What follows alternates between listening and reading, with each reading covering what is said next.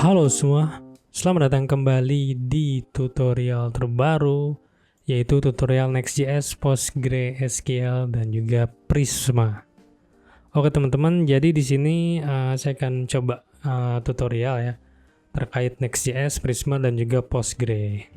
Oke, nah di episode pertama ini seperti biasa saya akan ada perkenalan dulu terkait tag apa aja yang kita pakai dan juga penjelasannya lebih lanjut ya. Kayak apa aja yang akan kita buat nanti. Oke, yang pertama itu terkait framework yang kita pakai teman-teman, masih seperti biasa kita masih pakai Next.js ya teman-teman, dimana adalah React framework dan semenjak tutorial ini ya teman-teman, kayaknya kedepannya kita akan pakai versi baru ya. Contoh sekarang karena Next.js itu sudah rilis versi 13. Ya, kalau teman-teman ingat di tutorial sebelumnya saya tuh masih pakai Next.js 12. Nah, di sini juga terakhir tuh kalau yang saya lihat itu versi Next.js 13.2 ya. Di mana teman-teman kalau ngikutin Next.js ini ada perubahan yang cukup signifikan ya. Walaupun sebenarnya dari Next.js juga ngasih tahu cara migration-nya ya, migrate dari versi 12 ke 13. Ada folder baru ya teman-teman, kayak folder app dan dan perubahan lainnya ya. Oke, nah dan juga teman-teman nanti di tutorial ini, di tutorial dengan PostgreSQL ya teman-teman, kita akan lebih banyak memakai API roots teman-teman dibanding dengan yang biasanya ya. Biasanya kita bikin komponen di halaman di folder page ya. Nah ini kenapa? Kalau teman-teman ingat ya kemarin waktu terakhir ya terkait Firebase ya, ini masuk lagi nih Firebase. Kita tuh kan sebenarnya connect-nya itu lewat web ya teman-teman, lewat web SDK ya. Jadi itu yang menyebabkan dia bisa dilakukan via klien ya kan.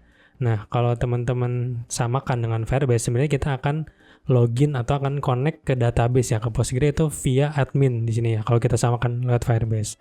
Jadi nanti contohnya di Next.js ini yang akan running di backendnya adalah di API roots-nya teman-teman. Nah gitu. Jadi kita akan lebih banyak menggunakan API roots teman-teman untuk konekin segala aktivitas yang berhubungan dengan database. Contoh kayak create, delete, remove, dan lain-lain, update. Nah itu akan kita koneksikan lewat roots ya. Kalau teman-teman ingat ya kemarin create dan lain-lain, kalau Firebase itu via langsung klien ya, artinya via komponen di page gitu kan, di folder page. Nah kalau di Next.js nanti via API akan beda teman-teman. Oke. Tadi kita ke Next.js ya, kita pakai 13 dan kita akan banyak bermain di API roots. Terus selanjutnya tentu aja kita akan pakai yang namanya PostgreSQL ya teman-teman, PostgreSQL. Nah, di sini teman-teman tinggal langsung install aja ya yang ada di sini ya, pakai installer biasa. Nah, dan juga teman-teman kalau memang mau nanti dikembangin atau dieksplor, teman-teman bisa juga pakai MySQL sih gitu. Itu kurang lebih sama sih. Kita juga akan dipermudah oleh Prisma ya teman-teman. Oke, ini kita pakai. Kalau saya di laptop ini kayaknya masih pakai yang versi 14 sih.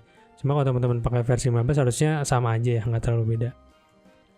Oke, nextnya kita ada di Prisma teman-teman ya. Nah, Prisma ini fungsinya buat apa? Teman-teman kalau tahu sendiri yang namanya ORM ya. ORM itu ada banyak. Biasanya ada. Kalau nggak salah tuh ada Schedules ya kalau saya, atau apa type ORM juga ada ya. Nah kalau saya sendiri baru beberapa kali ini memakai Prisma sih teman-teman. Jadi ini akan saya coba masukin di tutorial sekarang ya. Nah sebenarnya apa sih yang Prisma lakukan di sini ya teman-teman? Nah ini teman-teman ada contohnya, kayak misalnya Prisma itu bisa ngebantu kita ya, namanya dia object relation ya. Bisa kita katakan dia sebagai jembatan penghubung aplikasi ke aplikasi teman-teman. Contoh di sini kan kalau misalnya kita mau nyari user yang unik ya tinggal pakai aja prisma.user find unique where apa gitu kan.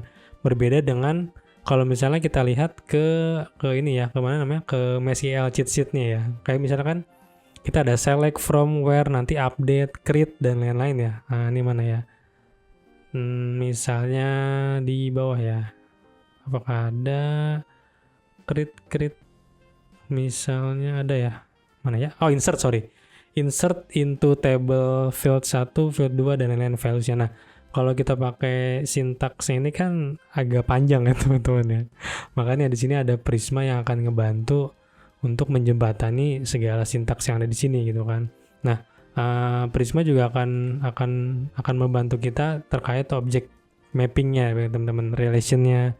Kayak contoh misalnya ada user ke post ini ya, nanti relationnya gimana, many to many atau one to many gitu kan. Nah, ini yang akan dihandle sama Prisma, dan juga tadi loadnya, cara kita nge-get data, cara kita nge-create, update dan lain-lain ya.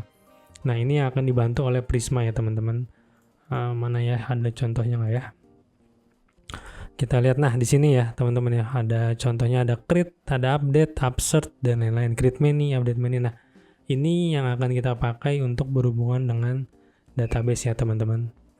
Alright, terus terakhir yang akan mendukung di tutorial ini adalah Tailwind seperti biasa.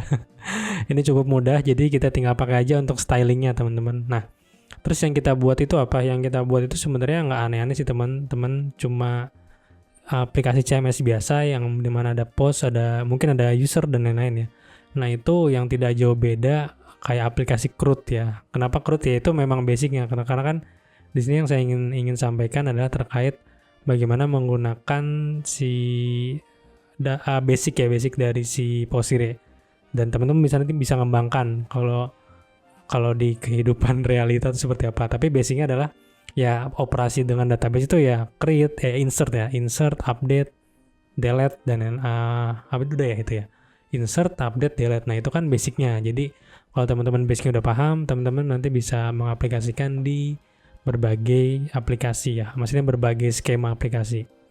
Oke, itu dulu teman-teman terkait introduction ya, terkait apa yang akan kita lakukan di tutorial PostgreSQL dengan Next.js ya. Terima kasih dan semoga bermanfaat.